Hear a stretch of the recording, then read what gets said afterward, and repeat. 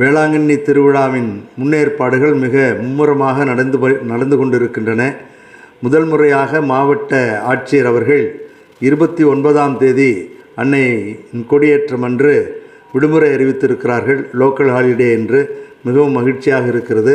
அதே போன்று இந்த 10 நாட்களிலும் எல்லா துறையினரும் சிறப்பாக போக்குவரத்து துறையினர் ஏராளமான புதிய வழித்தடங்களை நமக்கு அனுமதித்திருக்கிறார்கள்.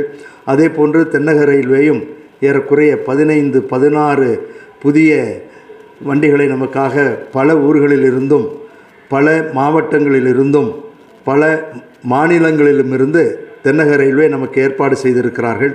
அதே போன்று சுகாதாரத்துறை, தீயணைப்புத்துறை, போக்குவரத்து துறையில் நான் ஏற்கனவே சொன்னதை போன்று அவர்களும் இன்னும் சட்டம் ஒழுங்கை பராமரிக்கின்ற நம்முடைய காவல்துறையினர் மற்றும் கடற்கரை காவலோர கண்காணிப்பாளர்கள் இது போன்று எல்லா துறையினரும் ஒருங்கிணைந்து இந்த திருவிழாவிற்கான முன்னேற்பாடுகளை மிகச்சிறப்பாக செய்து கொண்டிருக்கிறார்கள். அதிலும் குறிப்பாக சுகாதாரத்துறையும் காவல்துறையும் மிகவும் மும்முரமாக எந்தவிதமான அசம்பாவிதங்களும் எங்கும் நடந்துவிடக்கூடாது என்பதில் மிகவும் கருத்தாக இருந்து பணிபுரிவது மிகவும் மகிழ்ச்சியாக இருக்கிறது. ஆகவே எல்லா விதத்திலும் இந்த விழா மிகச்சிறப்பான மகிழ்வான அன்னையினுடைய அருளை பெறுகின்ற விழாவாக இருக்க வேண்டும் என்று அனைவரோடும் ஒன்றிணைந்து கைகோர்த்து மிகச்சிறப்பாக செய்து கொண்டிருக்கிறோம். ஆகவே இந்த அன்னையினுடைய பெருவிழா சிறப்பாக அமைந்து அனைவரும் மகிழ்வோடும் மனநிறைவோடும் வாழ வேண்டும் என்று வாழ்த்துகின்றேன். 29ஆம் தேதி கொடியேற்றத்தோடு ஆரம்பிக்கின்ற இந்த விழா ஏறக்குறைய 10 நாட்களுக்கு 8ஆம் தேதி வரை நடைபெறும்.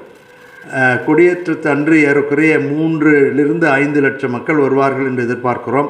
அதே போன்று மற்ற நாட்களிலே குறைந்தது 1-2 லட்சம் இருந்து 6ஆம் தேதியிலிருந்து 8ஆம் தேதி வரை மீண்டும் 7-8 லட்சம் மக்கள் வருவார்கள் என்று கடந்த ஆண்டு காவல்துறையினர் ஹெட் டு ஹெட் கவுண்டிங் என்று தலைக்கு தலை எண்ணக்கூடிய ஒரு கருவியினால் எவ்வளவு பேர் உள்ளே வந்திருக்கிறார்கள் என்ற எண்ணிக்கையை எங்களுக்கு சொன்னார்கள். அது ஏறக்குறைய 6-7 லட்சம் மக்கள் கடைசி 2 நாட்களில் வந்ததாக அறிகிறோம். இந்த ஆண்டு அதைவிட இன்னும் அதிகமாக வருவார்கள் என்று நம்புகிறோம். காரணம், போக்குவரத்து தென்னக ரயில்வே மற்றும் அரசு பேருந்துகள் இந்த ஆண்டு அதிகமாக நமக்கு உதவி செய்கின்றன.